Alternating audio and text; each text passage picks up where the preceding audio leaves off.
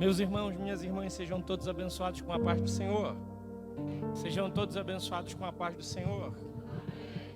Que bom estarmos na casa de Jesus para juntos adorarmos. Por gentileza, abra sua Bíblia. Evangelho segundo escreveu o evangelista Marcos, capítulo de número 15, versículo de número 21.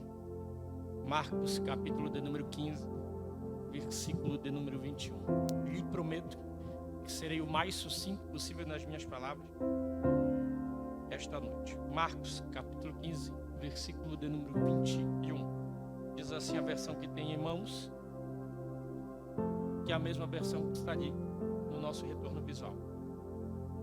E obrigaram a certo Simão Cirineu, ou melhor, bem parecida, pai de Alexandre de Rufo, o qual por ali passava vindo do campo a que carregasse a cruz.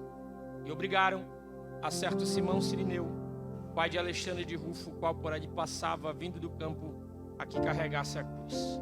Pai, nós te louvamos, bendizemos o Senhor, pois já sentimos tua presença nesta casa. Nos reunimos para cultuar a ti, com a esperança de ouvirmos a tua voz enquanto cultuamos. Por isso a minha oração é muito simples esta noite, Senhor. Fale e não te cales. Fale tudo o que precisas falar da maneira que desejares falar, e nós ouviremos a tua voz. Meigo amigo Espírito Santo, que essa casa seja palco da tua manifestação, pois o Senhor é muito bem-vindo em nosso meio. Fica conosco, em nome de Jesus. Tome assento. Me dê uns minutinhos da sua atenção. O texto que lemos aí talvez não seja tão conhecido, ou talvez eu esteja equivocado e seja conhecido pelos irmãos. A verdade é que o texto que lemos ele vai nos relatar acerca de pelo menos 3 personagens, ou melhor, pelo menos 5 personagens. A cruz, Jesus, Simão, seu filho Rufo, Alexandre e seu filho caçula Rufo.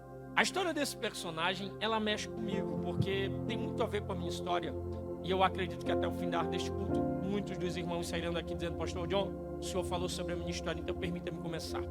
Simão é nome próprio, vem do hebraico Shimeon. Cirineu não é sobrenome, Cirineu fala da sua origem. Cirineu era uma colônia que ficava ao leste da África, atualmente é conhecida como Etiópia. Quando a Bíblia o apresenta como Simão Cirineu, a Bíblia simplesmente está dizendo que seu nome é Simão e ele é originário da colônia em outrora chamada Cirene, que nós conhecemos atualmente como Etiópia.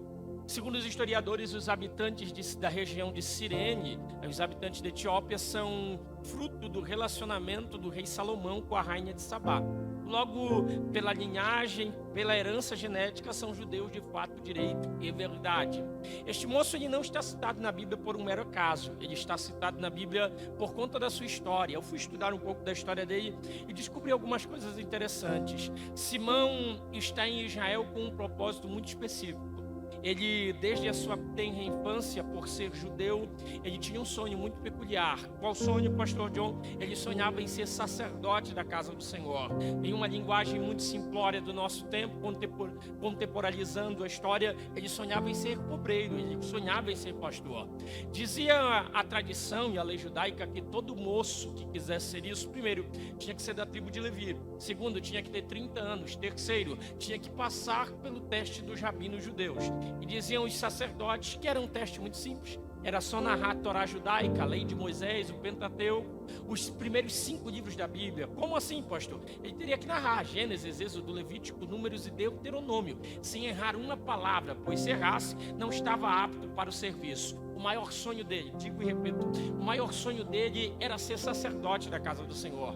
E se existe uma verdade sobre a nossa vida, a verdade é que os sonhos que temos nos inspiram a vivermos cada vez mais. Pastor, sou discordante do Senhor, é um direito seu, mas me dê uns minutinhos que eu lhe provo que talvez você vai concordar comigo. Como é que o Senhor vai me provar? Nós nascemos, crescemos e aí a gente vai para um ambiente de ensino chamado escola. Quando nós criamos um determinado entendimento aí por volta do 5º, 6º ano, nosso sonho é terminar o ensino fundamental, porque não nos contaram que tinha o ensino médio depois. A gente sonha, termina o fundamental, sonha em terminar o médio, termina o médio, sonha em entrar na faculdade, luta para entrar na universidade. Lá no 2º ano, porque eu acredito que você é bem inteligente, lá pelo 2º ano da universidade, aí sim você começa a sonhar, preciso arrumar um namorado, preciso conseguir uma namorada. Se você é homem, você diz, preciso conquistar uma moça linda. Se você é mulher, você ora e diz, algum rapaz lindo precisa precisa me conquistar. E aí você começa a namorar, o sonho é terminar a universidade, noivar, conquistar o carro, a casa e casar. Você percebeu? É uma sequência de sonhos, e esses sonhos eles vão encaminhando a nossa história, eles vão meio que encaminhando a nossa vida, e essa é a verdade. E aí, casou, dali a um tempo o sonho é ser pais. E aí, os filhos nasceram, o sonho é ver eles crescerem. Cresceram, o sonho é ver eles se encaminharem na vida. Se encaminharam, o sonho agora é desfrutar daquilo que nos resta da vida, daquilo que nós chamamos hoje de idade ouro, ou da melhor idade. E agora é momento de passear, é momento de viajar, porque você sonhou e Deus foi realizando os seus sonhos. Então, isso aqui me prova, isso aqui pelo menos mostra para mim que os sonhos eles são grandes motivadores nossos. Eles nos motivam a prosseguir, e quem tem grandes sonhos precisa estar disposto a pagar o preço necessário, ou um grande preço, para que estes sonhos se tornem realidade.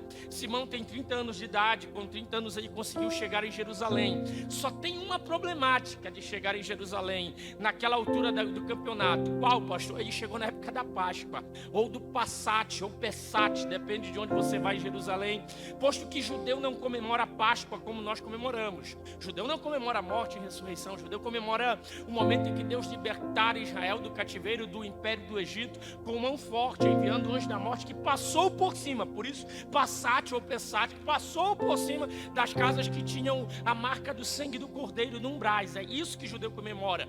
E se você quer ficar sem hospedagem em Jerusalém até hoje, quase 2000 anos depois que Jesus morreu e ressuscitou, você chega na época da Páscoa, se não tiver programado, querido, dificilmente você vai conseguir hotel. Pastor, como é que o senhor sabe? O senhor já foi lá? Infelizmente ainda não, mas eu acredito muito que eu e você nós iremos, porque a Bíblia diz que Deus reservou o melhor da terra para nós. Mas eu tenho um amigo que já foi lá quase 40 vezes, e uma das vezes que ele foi na Páscoa, e ele reservou hotel com quase que um ano de antecedência, de lá de Israel, me ligando pelo WhatsApp. Eu digo, viu, como é que é aí, mano? Ele disse, John, não tem hospedagem para ninguém. Quem foi hospedado, conseguiu hospedagem há muito tempo atrás, até hoje Israel para na celebração da Páscoa. Então, se hoje para, imagina quase 2000 anos atrás. Aí chega, não tem hospedagem, mas ele vai fazer o que todo bom judeu sabe fazer, o que? Construir tenda. E vai para o campo, existe um espaço reservado para os viajantes, para os peregrinos, constrói a tenda, e agora ele está indo, o pastor Elias, feliz da vida para o templo, porque ele vai realizar o maior sonho da vida dele, que é ser sacerdote. Afinal de contas, meu pastor presidente, ele já estudou 30 anos. Se tem alguém que está preparado para fazer essa prova, esse homem é Simão de Cirene. 30 anos estudando, pastor Valdemar, está mais do que preparado, tem a Torá na cabeça. Ele pega uma fila quilométrica, mas nada, absolutamente nada, abala a fé dele, ou tira a alegria que ele está sentindo. Afinal de contas, chegou o dia de realizar um grande sonho. E quem já realizou grandes sonhos, entende bem do que eu estou falando. Eu lembro que no dia que eu fui casar, a Nara atrasou cerca de 30, 40 minutos, sei lá, e quem já casou sabe disso, o noivo fica num calorão quando ela demora, e aí a gente fica, será que vem, será que não vem? Quando você vê o carro chegando, você diz, ufa, ela veio, não fugiu, vai ter casamento, vamos casar, vai realizar o sonho, e aí a alegria toma conta, aquele sorriso 40 por 40, ou como dizia o pessoal mais antigo, aquele sorriso Colgate que dá para dar um nó aqui em cima, porque o grande sonho está se realizando. Então, imagine a felicidade que esse moço está, nada abala a alegria dele, pega uma fila quilométrica, mas não tem problema.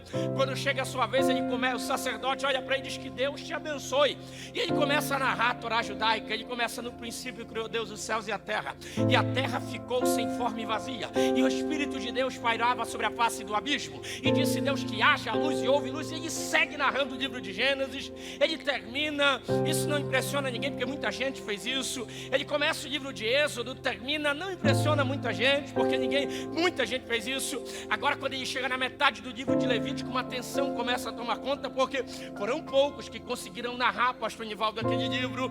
Quando ele chega no livro de Números, ele desperta a atenção do sacerdote. Afinal de contas, não foi muita gente que chegou até ali. E Deus o estava abençoando. Ele chega em Deuteronômio, pastor Elias. Pensa num homem feliz. Só falta um livro dos 5. É uma vitória. O sacerdote está olhando para ele e deve estar se perguntando: será que esse é o escolhido do Senhor? Ele vai no finalzinho do livro de Deuteronômio, ele erra 5 palavras. E aí, pastor? Ele já conhecia o sacerdócio. Na verdade, aquele sacerdote tinha que ter uma palavra de vida, não uma palavra que liberou. O rito judaico diz que ele vem pelo lado direito de Simão, sobe a mão esquerda, põe no ombro esquerdo, e mão esquerda no ombro esquerdo era sinal de reprovação. E ele diz: meu filho, Deus não te chamou para isso aqui. Procura fazer outra coisa. Porque se Deus tivesse te chamado para isso, você não teria errado, você não teria falhado, você não teria errado da forma que errou. Sabe o que é interessante? É que ele começou muito bem, mas ele terminou mal. Só que, venhamos e convenhamos, cá para nós, bem cá para nós, não foi um erro que causou um escândalo. Era um erro que dava para perdoar. Era um erro que dava para o sacerdote chegar e dizer: oh, não, Deus, esse ano volta no que vem, Deus vai te abençoar. Mas a palavra que sai da boca não é uma palavra de vida, é uma palavra de morte. Esquece, essa porta está fechada. E por quê, pastor? Por um pequeno erro, por uma pequena bobiça, como dizem os irmãos do litoral, por algo tão ínfimo, algo tão pequeno. Ele tem que ver os sonhos irem por água abaixo, as portas se fecharem, e quem deveria ter uma palavra de vida tem uma palavra de morte. Sabe o que é muito interessante dessa história? Quem nunca errou, quem nunca pecou, quem nunca cometeu um deslize na sua vida, não é verdade? E sabe o que piora a situação? É que o que está dando errado no templo, que na nossa mente humana é um lugar onde tudo tem que dar certo. Isso aqui me prova que nem tudo que eu acredito que vai dar certo no templo dá certo. Por quê? Porque para cada tempo existe um propósito determinado. Mas sabe o que é fantástico? É que quem deveria ajudar acaba matando. Me permita, nós somos o maior exército da face da terra, mas nós somos o único exército que tem prazer em matar os seus próprios soldados. Eu me pergunto, porque é muito mais fácil pegar o celular e enviar um áudio no WhatsApp dizendo: viu que fulano caiu, eu disse que não ia demorar um ano, eu disse que não ia aguentar. Porque é muito mais fácil levar o pecado de alguém para frente do que estender a mão e dizer: viu, eu sei que você caiu, mas a Bíblia me ensina que isso é bom que anda em dois, porque se um cai, o outro estende a mão e ajuda a levantar. Aleluia! Olha aqui para mim. A minha saudosa avó me ensinou um princípio que eu tento aplicar na vida. É muito difícil, mas eu tento. Qual? Parar de apontar para os outros. Por quê, pastor? A avó me ensinou, pastor, gerei meus negócios que eu vou carregar o resto da vida. Você nunca pode apontar para alguém, porque você usa 2 dedos para apontar para alguém, mas tem 3 que apontam para você. O que te acusa é maior que aquilo que você quer acusar. Me permita, essa noite eu vim pregar para pecadores. Eu não vim pregar para santo, não vim pregar para perfeito, não vim pregar para religioso. Com muito respeito ao meu pastor esta casa, se você se acha o único crente, porta da rua, serventia da casa, não vim falar com você. Eu vim falar o coração de quem já caiu, de quem já pecou, de quem já errou, de quem já cometeu um deslize, para te dizer: viu, essa noite Deus marcou para vir ao teu encontro e te dizer: tua história não terminará desse jeito, porque se os homens desacreditaram, se os homens te deixaram de lado, eu ainda tenho um projeto grandioso para a tua história, diz o Senhor. E essa noite eu te trouxe aqui para te dizer: vou te fazer levantar e voltar a caminhar, porque longa ainda é a tua jornada, diz o Senhor desta casa. Aleluia. Urabaquelesse anduriai.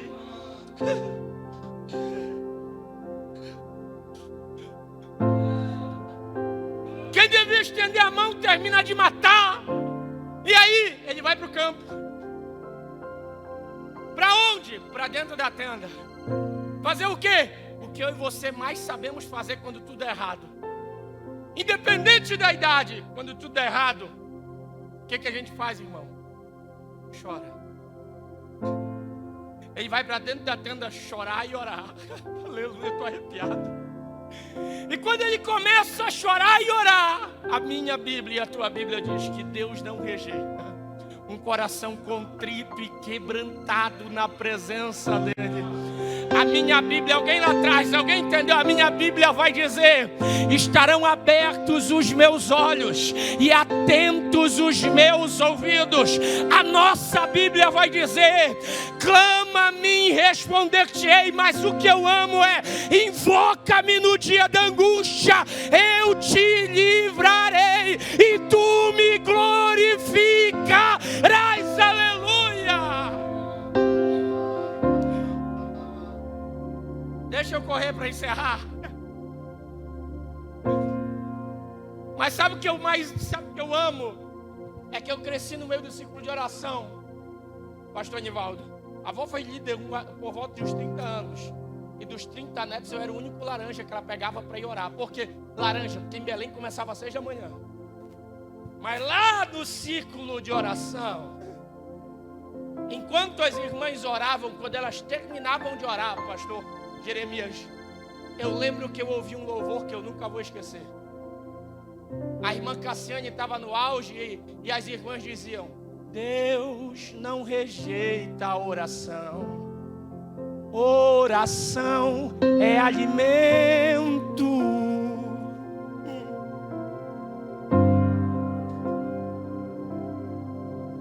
Nunca vi um justo sem resposta ou ficar no sofrimento.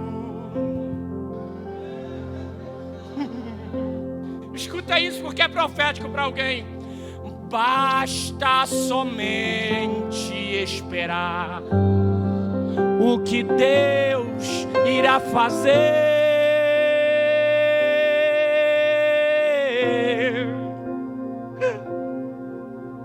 Quando Ele estende as suas mãos, é a hora de vencer. Então louve, simplesmente louve. Tá chorando, louve. Precisando, louve. Tá sofrendo, louve. Não importa, louve. Seu louvor invade os céus. Vem comigo. Ele vai chorar. E aí, na cabeça dele, talvez Deus o odiasse, pastor Elias, porque à tarde ele tem que voltar. E eu amei o que o meu irmão louvou. À tarde ele tem que voltar para o mesmo lugar onde tudo deu errado.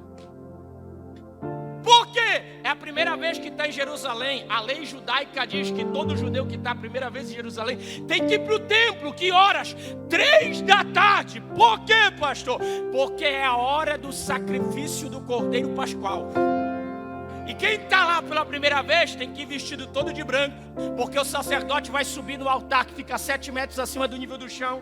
Ele vai imolar o cordeiro, imolar e passar uma adaga no pescoço, vai deixar o sangue cair na pia de bronze. O sangue vai dar 7 voltas no altar. Ele vai pegar uma planta que mais parece uma esponja chamada isopo, vai embeber do sangue, vai tirar de lá, apertar e sacudir a mão. E quem está ali pela primeira vez vestido de branco está ali embaixo e vai correr para quê? Para tentar pegar uma gota de sangue na sua roupa. Porque se conseguir uma gota de sangue na roupa, ele entende que Deus está perdoando todos os seus pecados daquele ano. Só que preste atenção numa coisa, irmão. Responde para mim. Eu falei que deu tudo errado aonde? Em casa ou no templo? Em casa ou no templo? Em casa ou no templo? Para onde é que ele tem que voltar? Para casa ou para o templo? Deus odeia ele. É o pensamento. Por quê? Porque Deus vai me fazer voltar para o mesmo lugar onde tudo deu errado. Deus me odeia. Deus me detesta. Ele está voltando para o mesmo lugar onde tudo é errado. E eu comecei a perguntar para Deus: Deus, por que isso aqui acontece? E Deus ministrou um negócio ao meu coração que eu achei fantástico, que me perdoa se parece um tanto triunfalista, mas foi o que Ele ministrou ao meu coração. Quando eu perguntei: Jesus, por que o Senhor está fazendo ele voltar para o mesmo lugar onde tudo é errado? Deus disse: John, é porque para quem é fiel para comigo, para cada tempo de desonra, eu também tenho um tempo de dupla honra, John. Eu disse: Deus, me prova que isso é bíblico. E Deus disse: há um tempo determinado para todo propósito. Há tempo de chorar, mas também há tempo de sorrir. E louvado seja Deus por isso. Ele está voltando. Só que em uma esquina ele para. Por quê? Porque no dia que eu for a Jerusalém, no dia que você for, eu já te falei que eu acredito que nós vamos. ainda que ninguém tenha dito amém, eu acredito que nós vamos. Você vai ver que Jerusalém é dividida em duas cidades: a Jerusalém moderna, por onde passam os carros, ruas largas, e a Jerusalém histórica, que tem as ruas por onde Jesus caminhou, que são ruas estreitas. Em uma das esquinas de Jerusalém tem uma placa, em uma rua estreita chamada Esquina de Simeon. 1,5 metro abaixo da placa tem lá uma pedra, e a inscrição diz que ali naquela pedra Jesus caiu e se apoiou. O rito judaico diz isso. Simão para em uma esquina. E você já percebeu uma coisa interessante sobre a vida? Você esteja a pé, de bicicleta, de moto, de triciclo, de monociclo, de carro, de caminhoneta, de ônibus, de van, seja o que for, de caminhão, toda esquina no geral você vai parar. Por quê? Porque a esquina é lugar de decisão. Na esquina você decide se vira à direita, se converte à esquerda, se toca reto, toda a vida reto, ou se retorna.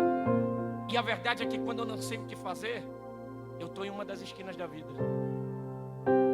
Só que sabe o que eu amo em Jesus?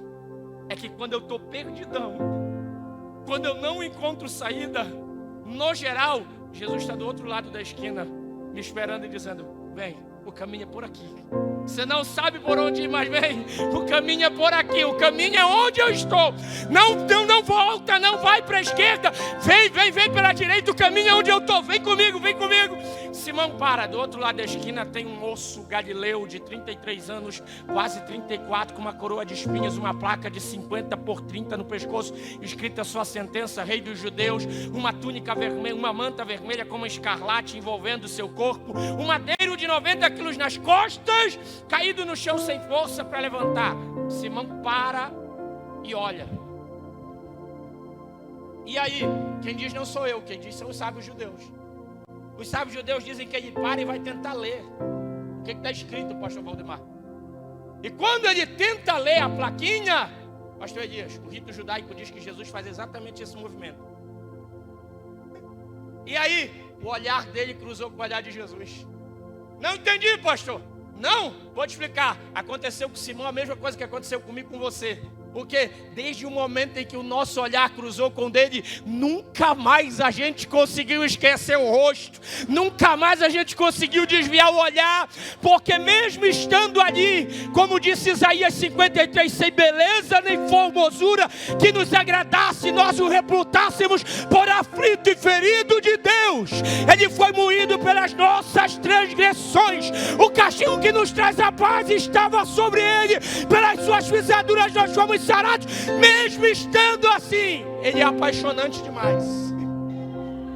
E aí, deixa eu encerrar.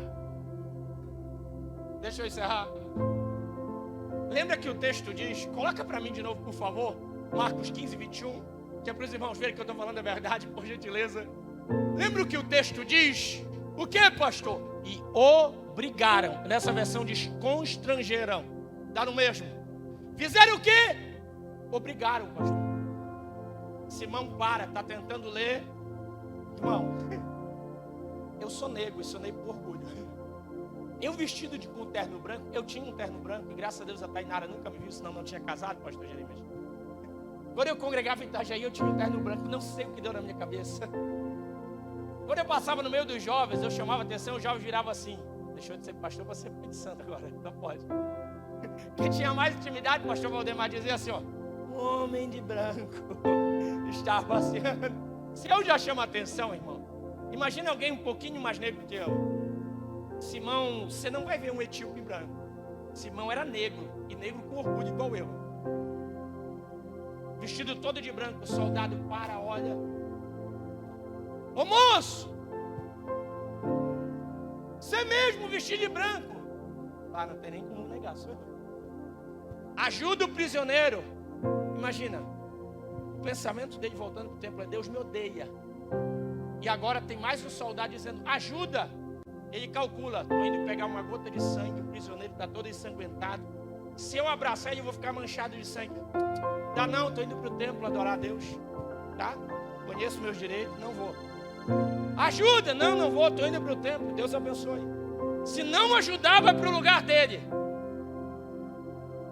Deus tem umas coisas quando quer nos abençoar que a gente nunca vai entender, né? Ajuda se não vai para o lugar dele. Pastor Nivaldo, o senhor me ajuda? Muito respeito, o senhor vem cá e me ajuda para a gente encerrar. Aqui à minha esquerda. Hoje o Senhor é Jesus, por favor, de joelho. Jesus está de joelhos. Simão está vindo pelo lado direito. Irmão, lembra que eu disse que ele está indo para o templo buscar uma gota de sangue, né? Se Jesus está todo ensanguentado, quando ele abraça Jesus, ele é banhado pelo sangue do Cordeiro. Mas não é qualquer cordeiro, é sangue do Cordeiro de Deus que tira o pecado do mundo. Só de encostar em Jesus a vida já começou a mudar. Só que existe algo fenomenal nesse encontro. Sabe o que, pastor Nivaldo? Quando o sacerdote aqui na terra diz que não, só o sumo sacerdote pode passar por cima desse não e transformar o não em sim.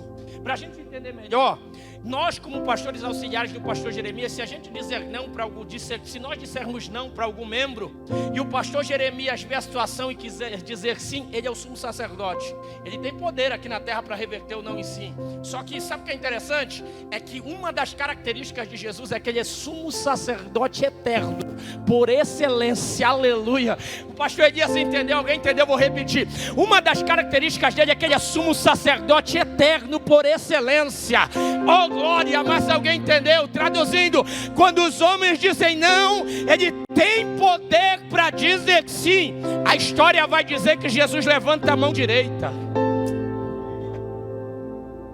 Passa por trás de Simão. E lembra o que eu falei?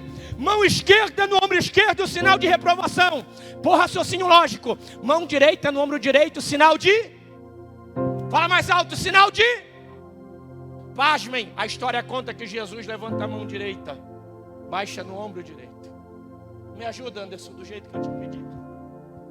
Imagina Jesus olhando para ele e dizendo assim, ó: ninguém pode te ajudar, ninguém pode te levantar, mas porque eu tenho um plano contigo, ninguém impedirá, pois eu estou contigo, filho, eu estou. Cadê a moça?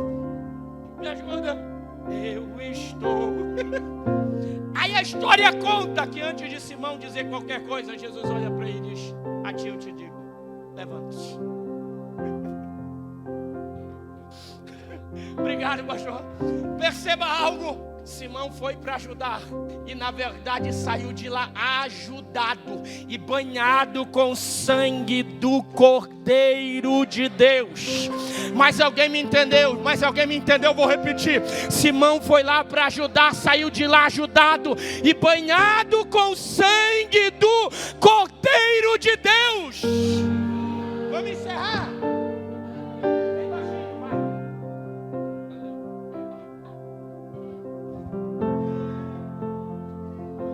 Simão vai até a cruz, vê Jesus, vê tudo e vai para casa. Quando ele chega em casa, ele tem 2 filhos. Alexandre é o mais velho, por isso o nome é citado primeiro. Rufo vem depois, aqui eu encerro. Imagina a cena: pai, o senhor trouxe um presente para nós? E o pai todo bobo: uma espada romana, um escudo romano. O que o senhor trouxe? Minha roupa manchada de sangue. Pai, com muito respeito, o senhor está louco? Bateu o coco, está fora da casinha. Não. Vou contar para vocês. No momento de desespero da minha alma, quando eu achei que não tinha saída, quando eu achei que não dava mais certo, quando os homens me disseram que não, pastor Valdemar, em uma das esquinas da vida, Jesus entrou em cena e disse: levanta-te. Quando eu perguntei para ele por que devo levantar, ele disse: a minha jornada contigo não termina aqui. O que eu tenho para a tua vida é maior do que aquilo que tu imaginas. Levante a mão, porque eu vou liberar uma palavra profética. Levante a outra mão em conjunto, porque Jesus te trouxe aqui para te dizer: independente do que os homens te disseram, independente do que os homens falaram a teu respeito, a minha palavra para contigo é uma só, qual? Os meus olhos te viram substância informe ainda no ventre da tua mãe, e antes que nenhum dos teus dias tu houvesse vivido, eu já tinha escrito toda a tua história. Assim diz o Senhor esta noite, eu marquei para te levantar e te dizer: volta a andar, volta a caminhar, volte a sonhar, diz o Senhor. Contigo ninguém impedirá. Quando passares pelas águas, eu estarei contigo. Simão, chega em casa, bem baixinho. Quando passares pelo fogo, Tá de Deus, Simão, chega em casa. Tá aqui minha roupa. Pai, isso não é presente. Você não sabe a história. Deixa o pai contar. Lembra do que Deus profetizou em Gênesis 3:15? Da semente da mulher vai nascer o que vai esmagar a cabeça da serpente. Sim, Senhor. Lembra da profecia de Isaías? Porque um menino nos nasceu, um filho se nos deu, o principado está sobre seus ombros. Seu nome será maravilhoso, conselheiro, Deus forte, Pai da eternidade, príncipe da paz. Lembra da profecia de Zacarias? Eis que a virgem conceberá e dará à luz a um filho. Lembra da outra profecia de Isaías? Ao povo que andava em trevas brilhou uma grande luz, aos que andavam na escuridão do vale da sombra da morte a luz raiou. Sim, Senhor, eu conheci o Messias e a minha roupa está marcada com o sangue de Jesus, que purifica de todo pecado. Daqui, sou eu dono do mar, sou eu, sou eu, sou eu, sou eu, sou eu. Como é que encerra, pastor? Encerra assim, ó. Não se frustrarão, não se frustrarão. Rufo é o mais novo, bem baixinho. Ele pega a roupa, meu pastor, e aqui está o final da história, e sai batendo de porta em porta, dizendo: o sangue de Jesus tem poder. O sangue de Jesus tem poder. O sangue de Jesus tem poder. E aí, se você for na Etiópia, eu não tenho desejo de ir lá, por isso eu falo sim, mas se você for, por favor, mostra aí. Se você for, você procura os dados da primeira igreja da Etiópia e do primeiro pastor da Etiópia. Não, você não entendeu, você não está comigo, vou repetir. Se você for na Etiópia, pesquise quem foi o primeiro pastor da Etiópia. Sabe o que está escrito? Simão de Cirene. Não entendi. O sonho era servir no templo. Deus deu uma nação, aleluia, porque o projeto dele é sempre maior do que o meu, oh glória. E aí, pastor, lembra de Rufo? Paulo vai escrever a Timóteo e diz: saúdo a Epafras, a Cleopas, a João Marcos, mas eu também saúdo a Rufo, importante cooperador do evangelho. Não entendi. Rufo virou pregador do evangelho. Levante a mão e receba essa última palavra profética. Qual? Aquilo que Deus começou na tua casa através de você vai alcançar a toda a sua família. Vou repetir: aquilo que Deus começou na sua casa através de você vai alcançar a toda a sua família. Se alguém acredita nisso, abre a boca e libere uma palavra de adoração a Ele.